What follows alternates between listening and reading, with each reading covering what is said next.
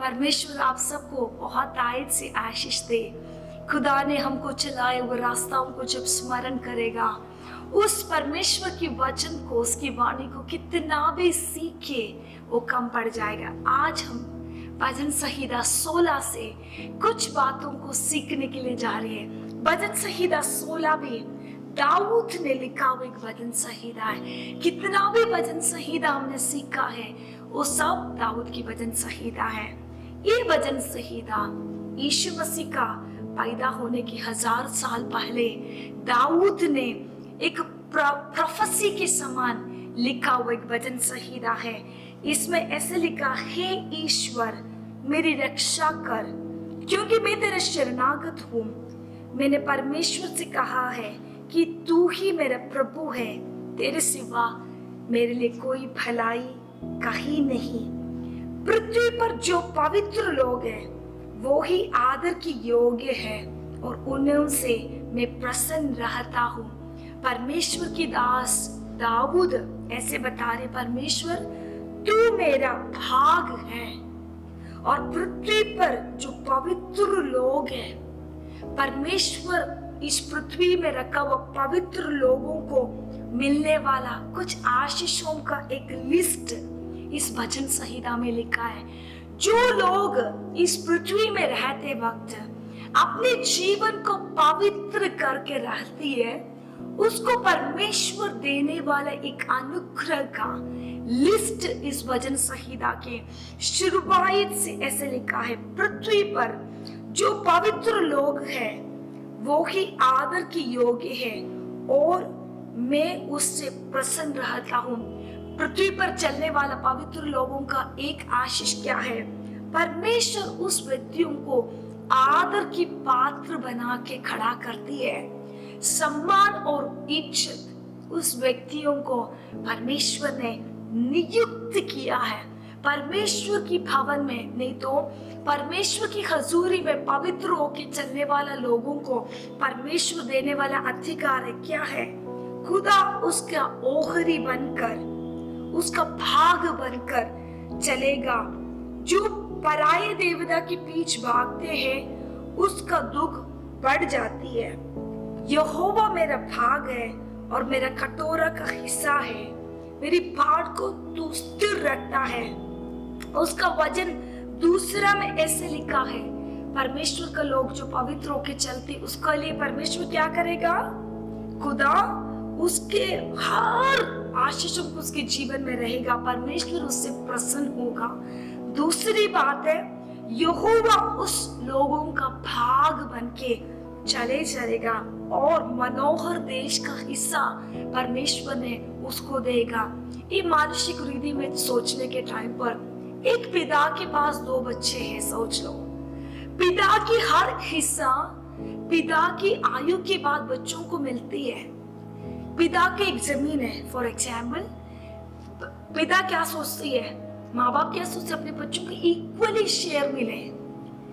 एक जमीन का कोई जगह में बहुत अच्छी जमीन होगा, कोई जगह में बिल्कुल फलफुष्ट नहीं होती, जिधर पत्थर है जिधर। लेकिन जब डिवाइड करने के टाइम पर, 2 हिस्सा में बांटने के टाइम पर किसी को बहुत अच्छी जमीन मिलती है, किसी को थोड़ा सही नहीं मिलता। लेकिन स्वर्गीय पिता का भाग ऐसे नहीं है। सबसे बेहतर हिस्सा भाग परमेश्वर अपने पवित्र लोगों के लिए समझौत कर रखा है। उसका 7 वचन में ऐसे लिखा है, मैं यहोवा का धन्य कहता हूँ क्योंकि उसने मुझे संपत्ति दी, वरन मेरे मन भी रात से मुझे शिक्षा देती है। उस व्यक्ति के लिए परमेश्वर रात दिन शिक्षा देती है। गलत जगह में जाने के टाइम पर परमेश्वर की पवित्र आत्मा उसको रोकती है। दिन रात परमेश्वर उसको शिक्षा करते रहती है। निरंतर उसके साथ चलने का एक वायदा परमेश्वर के लोगों के लिए खुदा देता है। उसका 8वां वचन में ऐसे लिखा है, मैंने यहोवा को निरंतर अपने सन्मुख रखा, इसलिए कि वो मेरे दाहिने हाथ रहता, मैं कभी डगमगाऊंगा नहीं है।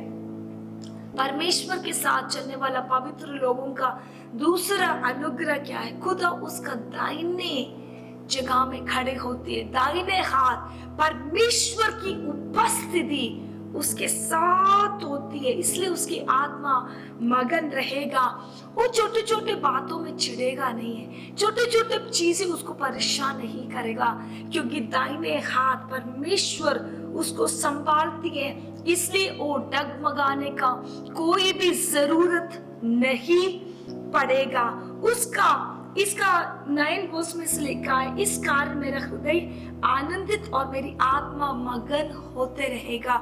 इस वचन संहिता में कुछ बातों को ब्रीफली में बताना चाहती है। जो परमेश्वर की हजूरी में पृथ्वी पर पवित्र चलने वाला लोगों के लिए खुदा की अनुग्रह है। खुदा के जो भी स्वर्ग में समझौत के रखा, वो हर आशीष हमारा भी बनेगा। हमारे स्वर्ग की भाग इस पृथ्वी में भी मिलेगा, और पिता के जो भी भाग है हमारा भी उसका हिस्सा होगा। रात दिन परमेश्वर हमारे को बुद्धि देकर हमारे अगुवाई करेगा। निरंतर उसकी उपस्थिति हमारे साथ चलेगा। हमारे दाहिने हाथ पर परमेश्वर खड़ा हो जाएगा। इस कारण से हम निरंतर हमारी आत्मा संतुष्टि के साथ रहेगा। लेकिन इस वचन की 14 वर्ष में एक बात लिखा है, पृथ्वी में चलने वाले एक पवित्र जन को कुछ बातें परमेश्वर ने स्टैंडर्ड्स रखा है। उसकी 14 वर्ष में से लिखा, यहोवा मेरा भाग है, मेरा कटोरा हिस्सा है, मेरे भाट को तू स्थिर रखता है। उसका 3रा वचन में, जो पराये देवता के पीछे भागती है उसका दुख बढ़ जाएगा। मैं अपने लोहलू वाले तपावन नहीं तपाऊंगा और उनका नाम अपने ओंठों से नहीं लूंगा। इधर क्या परमेश्वर बोल रहे हैं, एक पवित्र जन को दूसरे पराया देवता देवती का नाम नहीं लेना चाहिए। उसकी त्योहार है। बहुत आसान तरीका से हम परमेश्वर की कानून को समझौता करने वाले लोग हैं। कभी कभी हम सोचते क्या हो गया, हर फेस्टिवल को हम अपनाने का कोशिश करती है। हर पराया देवी देवता का नाम अपनी जुबानों में हम बहुत इजीली लेती है, लेकिन परमेश्वर के वचन में बोलते ऐसे लेने वालों का कष्ट बढ़ते जाएगा। परमेश्वर को बिना गाइडेंस मांग के लेने वाला हर डिसीजन मोस्टली गलत हो जाते, खास करके शादी की बंधन।